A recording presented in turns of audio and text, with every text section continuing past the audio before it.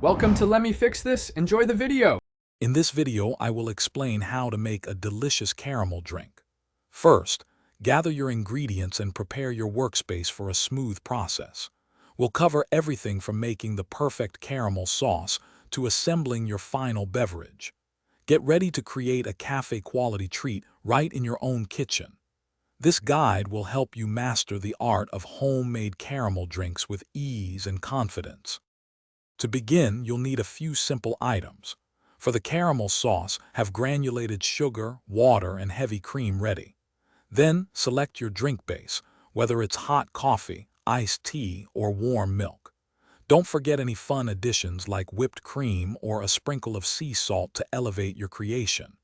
These ingredients are the foundation of a truly delightful caramel drink. Now, let's make that luscious caramel sauce.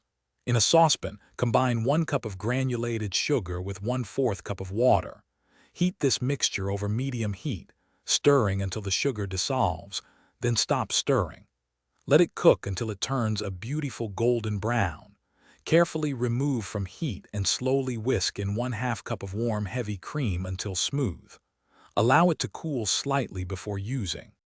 With your caramel sauce ready, it's time to assemble your drink.